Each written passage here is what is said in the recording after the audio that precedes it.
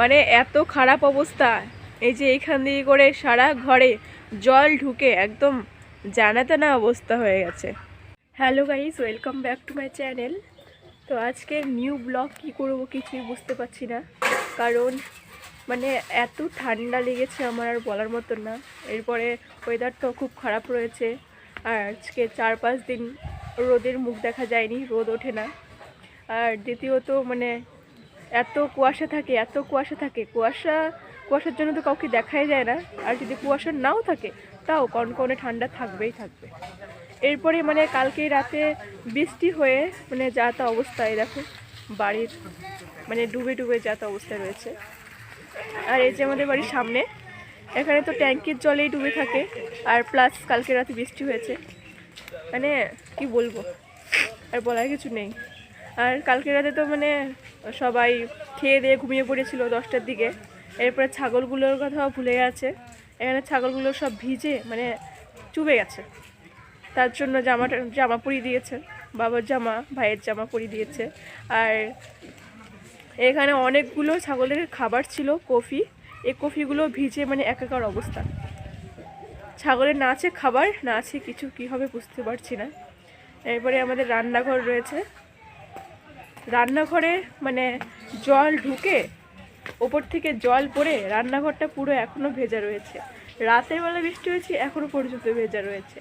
যত শুকনো কাঠ ছিল আর কি রান্নাঘরে, দেখো ওইখানে অনেকগুলো শুকনো কাঠ ছিল, শুকনো কাঠগুলো সব ভিজে গেছে ওপর থেকে জল পড়ে। আর ওইখান থেকে জলগুলো মানে ট্যাপ ট্যাপ করে আস্তে আস্তে আস্তে আস্তে এদিকে এসে সব ডুবে গেছে।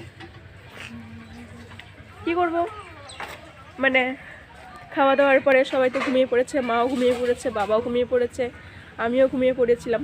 এরপরে এরকম যে হঠাৎ করে রাতেরবেলা বৃষ্টি চলে আসবে সেটা মানে ভেবে পারিনি।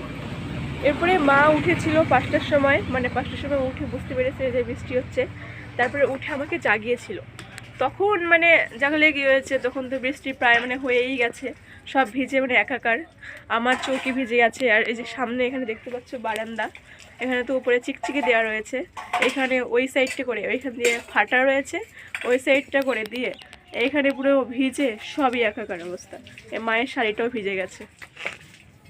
এরপরে দেখো ঘরে ঢুকলাম, ঘরে কারেন্ট নেই কালকে রাত থেকে, কী করবো, তাও ঘরেই থাকতে হচ্ছে ঠান্ডার কারণে। দেখো এইটা হচ্ছে আমার চৌকি, আর এই ওপরটা করে এই যে ফাঁকা ভাঙা দেখতে পাচ্ছ, এইখান দিয়ে করে ট্যাপ ট্যাপ করে জল পড়ে পড়ে এইখান দিয়ে করে এরপর তোষকটা ভিজে একাকার হয়ে গেছে, এগুলো সব ভিজে গেছে। দেখো চৌকি মুকি সবই ভেজা।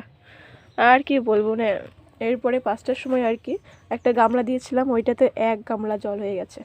ওই কারণে এখন এগুলো গুটিয়ে গুটিয়ে তারপরে বসে রয়েছি, কাঠমাট সব ভিজে গেছে। আর আমি এই যে এখানে গুটিয়ে মুটিয়ে মাঝখান দিয়ে করে বসে রয়েছে। এখানে দেখতে পাচ্ছ এটা, এখান থেকে জল, ওপর থেকে জল পড়ে এই তক্তাগুলো সব ভিজে গেছে। এরপরে নিচে জল পড়ে চুপে গেছে। মা উঠেছিল 5টার সময়, তো উঠে তারপরে এখানে গামলা দিয়েছে, ততক্ষণে কাজ ছাড়া হয়ে গেছে সব কিছুই। কি আর করবো। আর আমাদের এই পেছনের বারান্দার অবস্থা দেখো গাইস, মানে এত খারাপ অবস্থা। এই যে এইখান দিয়ে করে সারা ঘরে জল ঢুকে একদম জানাতে না অবস্থা হয়ে গেছে, সব ভিজে টিজে একাকার। রাতে ঘুমাতে এত প্রবলেম হচ্ছিল আর বলার মতো না। দেখো ওইখান দিয়ে করে ভাঙা দিয়ে করে আমাদের ঘরও দেখা যাচ্ছে, ঘরের ভিতরে কি রয়েছে। এইটা করেছে সব হনুমানে লাফিয়ে লাফিয়ে, এত খারাপ অবস্থা আর বলার মতো না। আর বাগান টাগানের আর যাতা অবস্থা, বুঝতে পারছি না এইরকম একটা ঠান্ডার দিনে কি রান্না করবো আর কী ভাই খাবো। কারণ ঘরে যত শুকনো কাঠ ছিল ওইগুলো তো সব ভিজে গেছে, বাইরেরগুলো সব ভিজে গেছে, ছাগলের খাবারও নেই, আমাদেরও খাবার নেই। মনে হচ্ছে আজকে 12টা-1টা পর্যন্ত উপসে থাকতে হবে। তো যাই হোক, মানে কোনো রকমে ছাগলের খাবারের বন্দোবস্ত হয়েছে। এই যে দেখতে পাচ্ছ খড় ভিজে গেছে, যাই হোক কেটে এগুলো কুচু কুচু করে কেটে তারপরে ছাগলকে খেতে দেবে। কিছু তো খাবার নেই, তো ও এর সাথে কফি দেবে, তো এর সাথে কফিকে হালকা করে কেটে দেবে, কারণ কফি তো ঠান্ডা, এরপরে কফি ভিজে গেছে। তো এগুলো ছাগলকে মানে ছোটো ছোটো করে কেটে দিলে ছাগল যাই হোক খাবে, ছাগলের পেটটা ভরবে।